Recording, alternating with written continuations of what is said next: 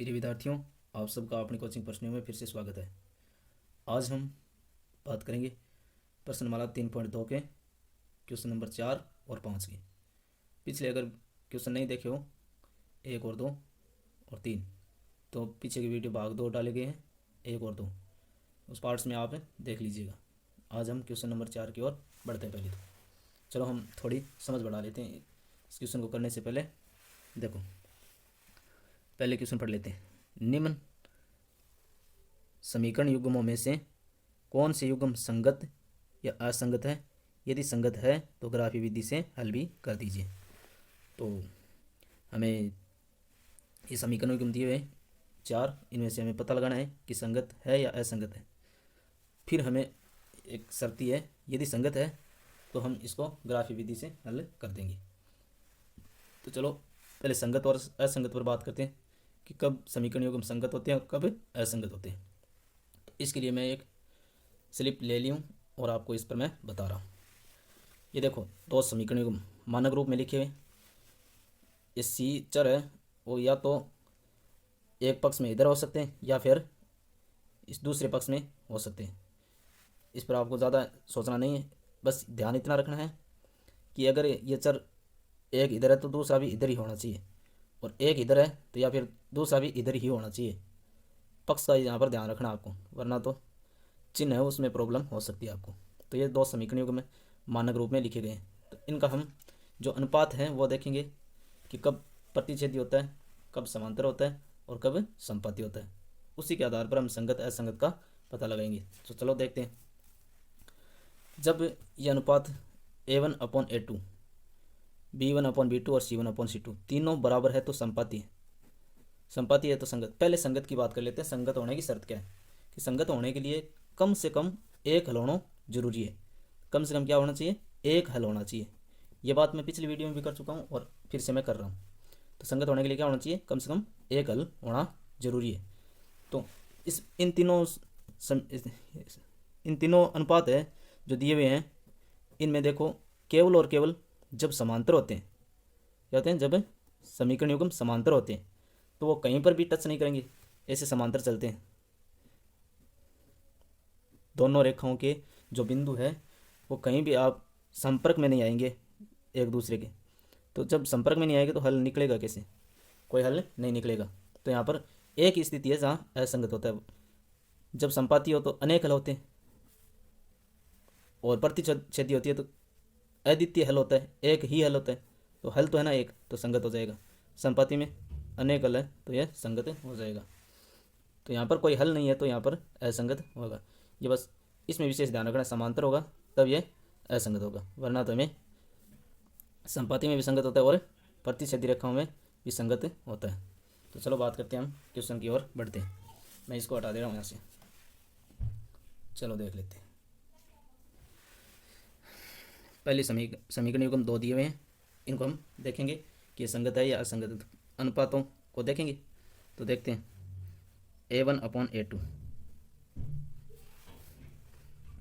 A1 समीकरण एक के अक्ष का गुणांक है तो एक है यहाँ पर। A2 समीकरण 2 का अक्ष का गुणांक 2 है। चलो B1/B2, B1 y का गुणांक, समीकरण B1 दे दिया तो समीकरण 1 से, B2 दे दिया तो समीकरण 2 से है, तो ये y का गुणांक ही। तो चलो यहाँ से B1 1 है, B2 कितना है? 2 है। चलो C1/C2,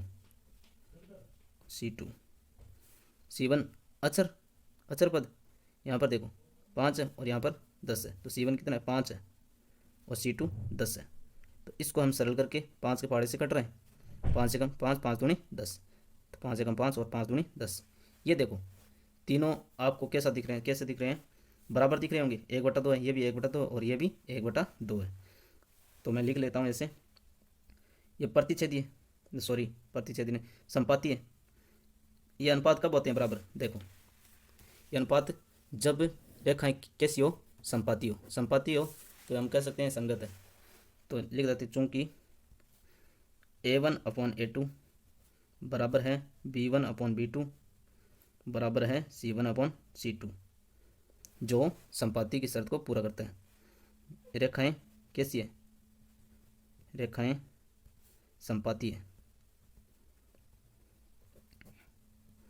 कैसी रेखाएं संपाती है, अतः संगत है। युग्म कैसे हैं, रेखिक युग्म, समीकरण युग्म, अतः समीकरण युग्म, रेखिक समीकरण युग्म, रेखिक समीकरण युग्म कैसे भी संगत है, संगत है, संगत है। अब बोल दिया कि यदि संगत है तो ग्राफी विधि से हल करना, अन्यथा छोड़ देना। तो चलो यहाँ पर हम देख लेते हैं। यहाँ तो संगत है, संगत है तो हमें ग्राफी विधि से हल करना होगा। तो चलो समीकरण एक से, समीकरण एक से पहले समीकरण एक से कर लेते हैं। देख लो, समीकरण एक को हम इस प्रकार से लिख लेते हैं, x बराबर 5 माइनस वाई। ये देखो यहाँ पर दो वैल्यू पुट करनी है और दो प्राप्त करनी है। चलो y की वैल्यू रख लेते हैं, इधर ले लिए तो अचर की साइड में हम एक चर को ले लेते हैं, ताकि हम वैल्यू रखेंगे तो सीधा हमें मान प्राप्त होते जाएँ। y की वैल्यू सर्वप्रथम मैं 0 रख देता हूँ, 0 रखने पर, चलो रख दिया, इसमें रख दो x बराबर 5 माइनस 0, बोले तो x की वैल्यू आ गई 5, अच्छी बात है।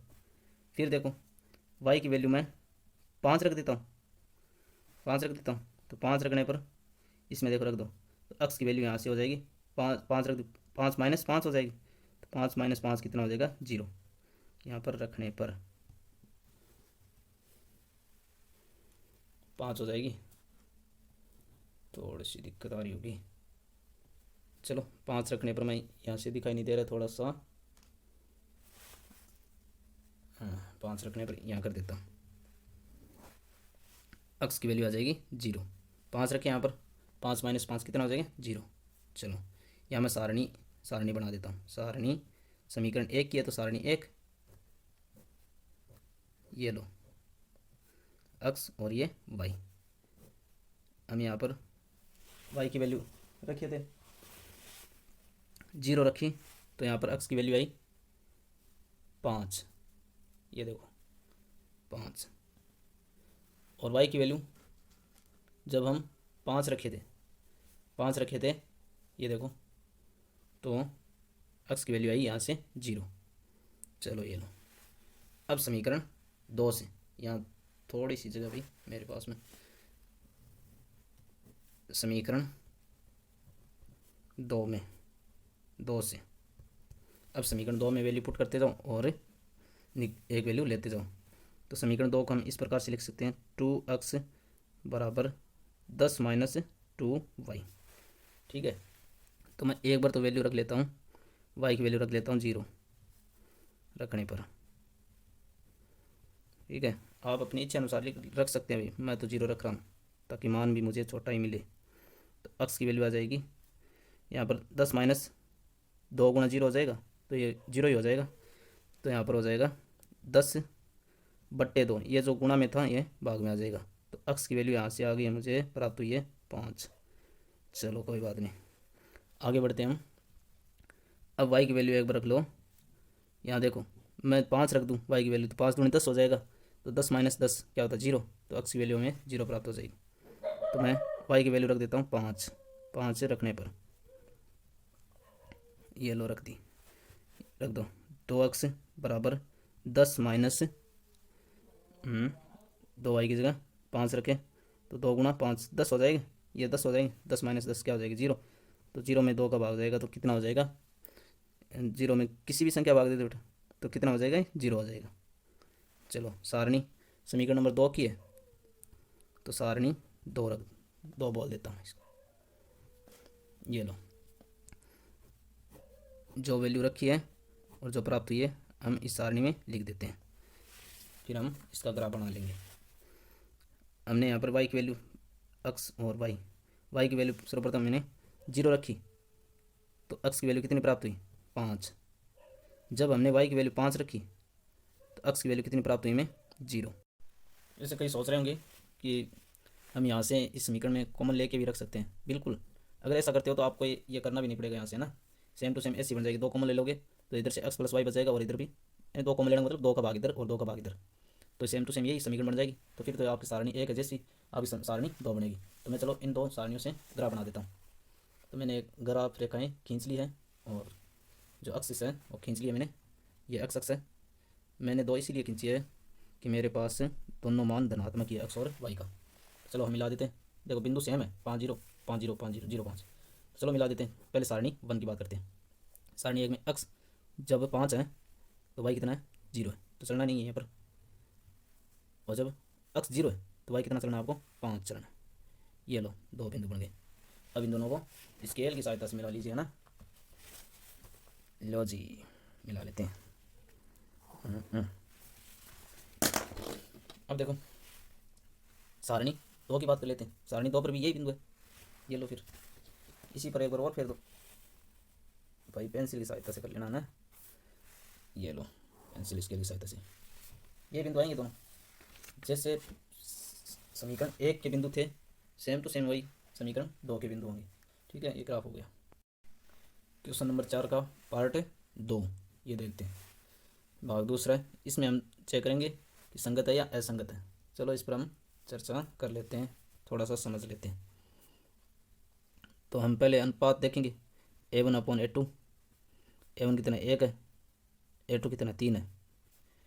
यहाँ देखो B1/B2, B1 कितना है -1 है और B2 कितना -3, 1/3, माइनस माइनस कैंसिल और 1/3 बच गया। C1/C2, C1/C2 देख लेते हैं। 8/16 बोले तो 8 दूनी 16, 8 एकम 8, 8 दूनी 16 कट गया। अब देखो, अब अनुपात देखो, A1/ यहाँ A1/A2 बराबर है B1/B2, B2, लेकिन बराबर नहीं है C1/C2। देख लो ये 1/2 है, 1/3 1/3, ये दोनों तो बराबर है, लेकिन ये बराबर नहीं है इनकी, 1/2 आए। तो ये स्थिति कब बनती है, जब रेखाएं कैसी हो, समांतर हो। ये देख लो, याद करो, हो गया ना। यहाँ पर क्या है, समांतर है। समांतर है तो आपको मैंने बता दिया है कि एक ही स्थिति ऐसी बनती है जब रेखाएं समांतर हो, तो हल कैसा होगा, इसका असंगत होगा। हल कोई हल ही नहीं निकलेगा तो कैसी होगी, असंगत युग्म होगा। तो यहाँ पर हम लिख सकते हैं ये रेखाएं कैसी है, समांतर है। समांतर है तो कोई हल नहीं होगा, अतः असंगत है। अतः ये युग्म, ये समीकरण युग्म कैसे हैं भी, असंगत है। असंगत है तो यहाँ हमें आगे कुछ करना ही नहीं है। बोला गया अभी कि संगत हो तब ही ग्राफी विधि से हल करना है, अन्यथा नहीं। अब हम बात कर लेते हैं क्वेश्चन नंबर 4 के पार्ट 3 की। 2 समीकरण युग्म दिए हुए हैं। अब हम जांच करेंगे संगत असंगत की जांच। तो चलो कर लेते हैं, हम संगत और असंगत की जांच करते हैं। संगत असंगत की जांच,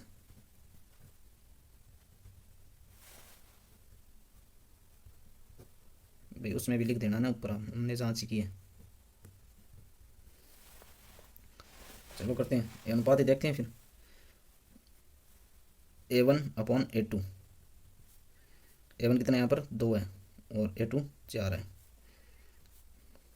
तो इसको काटोगे तो 1/2 हो जाएगा, 1/2। B1/B2, B1/B2, तो B1 कितना यहाँ पर 1 है और B2 -2, तो हो जाएगा -1/2। तो पहले आपको ये अंदाज़ा लग जाना चाहिए था कि स्मृति में लाओ कि देखो ये अनुपात दोनों बराबर नहीं है। यहीं देख लो, ये दोनों अनुपात बराबर नहीं है ना, 1/2 है और इधर -1/2 है। तो कैसी हो जाएगी रेखाएं, दोनों समीकरण युग्म कैसे हो जाएंगे, प्रतिच्छेदी। प्रतिच्छेदी होगा तो कैसा होगा, संगत होगा। तो हम यहाँ लिख सकते हैं, चूंकि A1/A2 बराबर नहीं है B1/B2 के, अतः रेखाएं कैसी होगी, प्रतिच्छेदी होगी। प्रतिच्छेदी, ठीक है, प्रतिच्छेदी होगी। तो ये समीकरण युग्म कैसे होंगे, संगत होंगे, संगत। ठीक है, तो अब संगत है तो हम आगे बढ़ते हैं, ग्राफी विधि से हल इनका करेंगे। तो कर देते हैं समीकरण 1 से। पहले समीकरण लिख दो भाई, ग्राफीय विधि से हल, ग्राफीय विधि से हल देख लेते हैं, ग्राफीय विधि से। तो समीकरण 1 से, समीकरण 1 से चलो समीकरण 1 उठाते हैं। समीकरण 1 को हम इस प्रकार से लिख सकते हैं, y बराबर 6 माइनस 2 अक्स, इधर y को यहाँ रख दिया, 6 को इधर भेज दिया प्लस का हो गया, 2 अक्स को इधर भेज दिया माइनस का 2 अक्स हो गया। ठीक है, तो अब हम वैल्यू रखेंगे अक्स की 0 रखने पर। तो अक्स की 0 रखी तो यहाँ पर हमें प्राप्त हो जाएगा y की कितनी हो जाएगी प्राप्त, यहीं से देख लो, 0 रखी तो ये 6 हो जाएगी, अरे ये पार्ट 0 हो जाएगा ना, भाग है जब वो पद, ये क्या हो जाएगी 0, तो y के बराबर कितना बचा 6, तो ये लो 6। अब हम अक्स की वैल्यू रख देते हैं 3 रखने पर तो y की वैल्यू कितनी हो जाएगी 0, y बराबर 0। ठीक है, y बराबर 0 हो जाएगी। कैसे, 3 रखोगे तो अक्स की वैल्यू 3 रखोगे तो 3 गुणा 2, 3 दूनी 6, 6 माइनस 6 कितना हो जाएगा 0, तो y की वैल्यू आ जाएगी यहाँ से 0। सारणी बना देते हैं, यहीं कर लेते हैं भाई।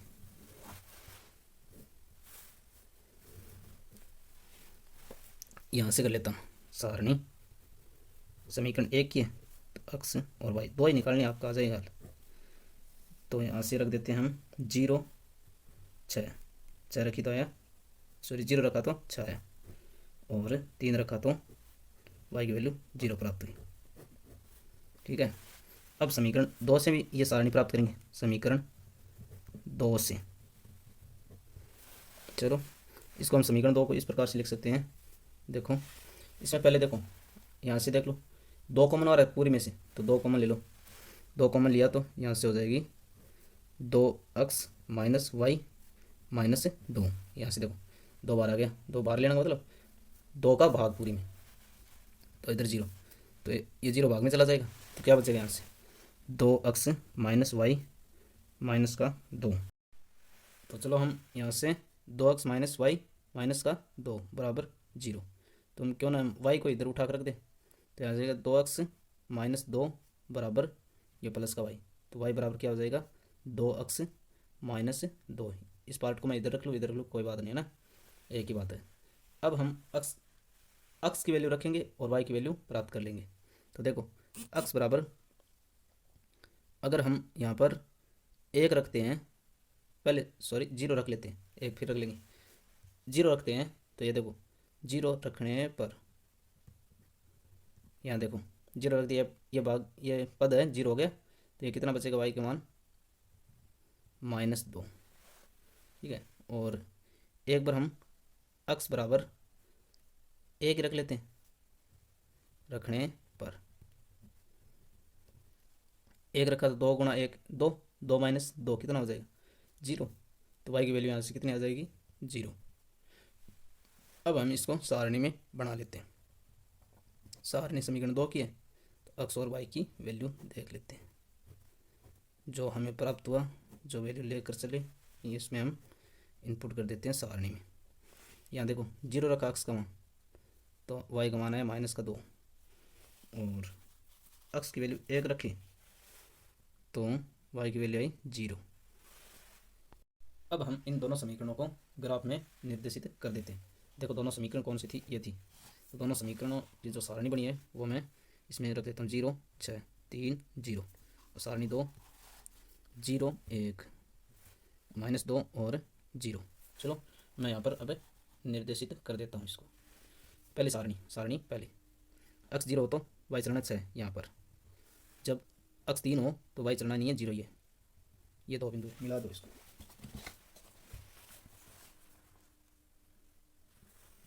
भाई आप चैनल को सब्सक्राइब लाइक पसंद आए तो कर लेना, ठीक है, मैं अपनी जानकारी ऐसे ही देता रहूँगा। चलो अब अक्स है 0, तो वाई कितना चलना है -2, तो नीचे आ जाएगा ग्राफ, ये वाई अक्स क्या -2 चलना है, अक्स 0 तो वाई चलना -2, अक्स 1 है तो वाई चलना 0, तो 0 चलना ही नहीं है, यहीं पर आ जाएगा। ठीक है, अब हम इन दोनों बिंदुओं को भी मिला देते हैं, ये लो जी, ये मिला दिया। ठीक है, तो ये बिंदु आया ये यहाँ पर, x है 2 और y है 2, ये समीकरण का हल हो जाएगा। ठीक है, अब हम क्वेश्चन नंबर 4 के चौथे पार्ट पर चलते हैं। यहाँ भी संगत है संगत की जांच करेंगे। संगत असंगत की जांच।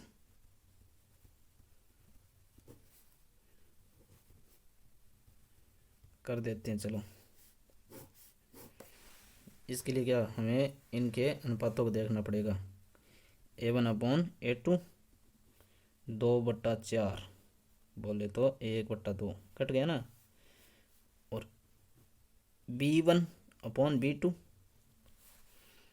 यहाँ से देख लो भाई, -2 और -4 बोले तो ये माइनस माइनस कैंसिल और 1/2। और यहाँ से देख लो C1/C2 -2/-5। अब आपको स्मरण होना चाहिए कि अनुपात कैसे आ रहे हैं। A1/A2 तो आ रहे हैं B1/B2 के बराबर। क्यों, यहाँ पर 1/2, यहाँ पर भी 1/2, लेकिन ये बराबर नहीं है। -2 सॉरी C1/C2। तो ये देखो स्मरण करो, कौन सी हमारी स्थिति। अरे ये अनुपात दोनों बराबर होंगे, लेकिन ये बराबर नहीं होगा, तो कौन सा हो जाएगा, समांतर। दोनों रेखाएं कैसी हो जाएगी, समांतर हो जाएगी। तो समांतर हो जाएगी तो बिल्कुल इस असंगत होगा भी, समांतर में कोई हल ही नहीं है। रेखाएं कैसी होगी, समांतर होगी। तो रैखिक समीकरण युग्म कैसा हो जाएगा, समीकरण युग्म कैसे हो जाएंगे, असंगत। असंगत हो गए तो हमें कुछ करना ही नहीं है। संगत होती तो बात आगे बढ़ाते, लेकिन यहाँ तो असंगत हो गए, तो यहीं पर छोड़ देना है। चलो क्वेश्चन नंबर 5 की ओर बढ़ते हैं। एक आयताकार बाग जिसकी लंबाई चौड़ाई से 4 मीटर अधिक है का अर्ध परिमाप हमें 36 मीटर दिया हुआ है। बाग की विमा ज्ञात करनी। विमा बोले तो बाग की लंबाई चौड़ाई ज्ञात कर देनी। तो चलो हम सर्वप्रथम जो पूछ गए हैं वही मान लेते हैं। विमाएँ पूछ गई है तो विमाएँ क्या, लंबाई और चौड़ाई माना। सॉल्यूशन दे दो। माना बाग आयताकार है तो लंबाई और चौड़ाई होगी। लंबाई कितनी मान लेते हैं हम, अक्स मान लेते हैं। अक्स मीटर में तो मीटर। चौड़ाई मान लेते हैं हम वाई मीटर। अब हम प्रश्नानुसार स्थिति बनाएंगे। पहली स्थिति केस फर्स्ट, प्रश्नानुसार।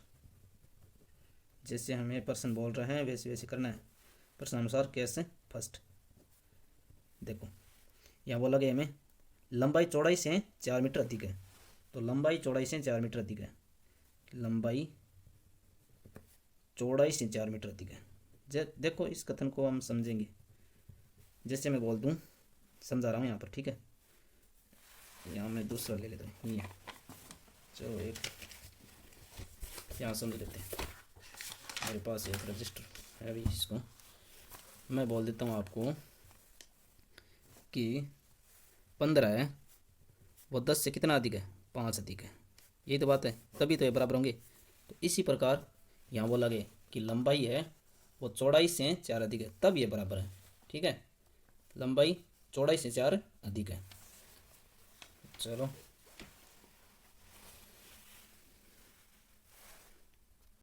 तो यहाँ पर रख देते हैं। लंबाई कितनी एक्स है और चौड़ाई कितनी वाई है, +4। तो मैं इसको इस प्रकार से लिख लूँ, एक्स माइनस वाई बराबर 4। समीकरण नंबर 1 दे दो इसको। ठीक है, अब हम केस सेकंड की बात करते हैं। स्थिति द्वितीय दूसरी, अर्ध परिमाप दिया हुआ है। अर्ध परिमाप 36 है। अर्ध परिमाप कितना है, केस सेकंड में अर्ध परिमाप में 36 दिया हुआ है। तो हम अब परिमाप की बात करते हैं। तो परिमाप तो मैं यही समझा देता हूँ। इधर आयत का परिमाप, आयत का परिमाप ये जैसे आयत है, ठीक है। तो ये लंबाई हो गई और ये चौड़ाई हो गई। तो परिमाप चारों ओर का माप क्या हो जाएगा, परिमाप। यहाँ देखो दो लंबाई हो जाएगी, एक ये और ये की, और दो ही चौड़ाई हो जाएगी। तो लंबाई, दो लंबाई, तो हमें तो माप इधर से इतने, माप इधर से इतने इतने, तो दो बार लंबाई लिए और दो बार चौड़ाई, दो बार लंबाई प्लस दो बार आ जाएगी चौड़ाई, तो ये आयत का परिमाप हो जाएगा, आयत का परिमाप। तो यहाँ से देखो दो आ गया इनमें से कॉमन, लंबाई प्लस चौड़ाई, तो ये तो हो गया आयत का पूरा परिमाप। लेकिन हमें अब बोलते अर्ध परिमाप, तो अर्ध परिमाप हो जाएगा परिमाप का आधा, अर्ध परिमाप। आयत की बात करें तो परिमाप का आधा,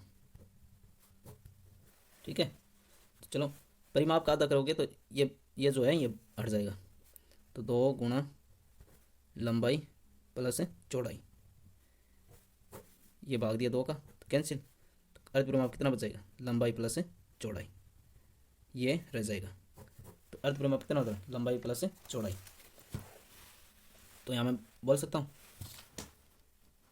अर्ध परिमाप कितना हो जाएगा, लंबाई प्लस चौड़ाई। लंबाई कितनी है, x है, और चौड़ाई कितनी है, y है। दोनों का लंबाई और चौड़ाई का योग है अर्ध परिमाप है। यानी आधा लेना, पूरे आयत का नहीं लेना, यहाँ मैं समझा चुका हूँ। ये कितना है, 36 है। ये समीकरण नंबर 2 दे दो। यहाँ से हम कोई भी एक विधि से x और y की वैल्यू हम प्राप्त कर लेंगे। x और y हमारी लंबाई और चौड़ाई है। तो समीकरण 1 और 2, समीकरण 1 व 2 से यहाँ हमें घटाना नहीं है, क्योंकि यहाँ पर चिन्ह पहले से y का देखो एडजस्ट हो जाएगा। x माइनस वाई बराबर है 4 और x प्लस वाई बराबर है 36, दूसरी समीकरण, ठीक है। ये कैंसिल हो रहा है तो जुड़ रही है समीकरण, क्या हो रही है, जुड़ रही है। तो ये 2x और y माइनस और प्लस वाई कैंसिल हो गए 0, और इधर हो जाएगा 4 और 36 40। तो x की वैल्यू यहाँ पर आ जाएगी 40 में, ये 2 भाग में चला जाएगा x के साथ वाला गुणांक में जो, तो आ जाएगा 20। तो मैं बोल सकता हूँ लंबाई तो है 20 मीटर, चौड़ाई, तो चौड़ाई है y निकालने के लिए किसी एक समीकरण में रख दो, यहाँ पर रख दो। तो x की वैल्यू समीकरण 1 में x बराबर 20 रख देते हैं। रखने पर y बराबर आ जाएगा, यहाँ से माइनस है तो x की वैल्यू यहाँ पर रख दी 20 बराबर 4, तो ये 4 इधर ले आओ, y को उधर ले जाओ, 20 माइनस 4 और y प्लस का हो जाएगा इधर जाके, तो कितना 16, y बराबर कितना आ जाएगा 16। तो यहाँ देख लो आप, यहाँ देख लो चौड़ाई कितनी आई है 16। अब यहाँ पर लिख सकते हैं अतः लंबाई तो है 20 मीटर और चौड़ाई है 16 मीटर। तो ये कथन पढ़ के आप देख सकते हैं। तो लंबाई है वो चौड़ाई से कितनी अधिक है, 4 अधिक है ना। तो देख लो कथन, ठीक है। ये आपका हो गया सॉल्यूशन।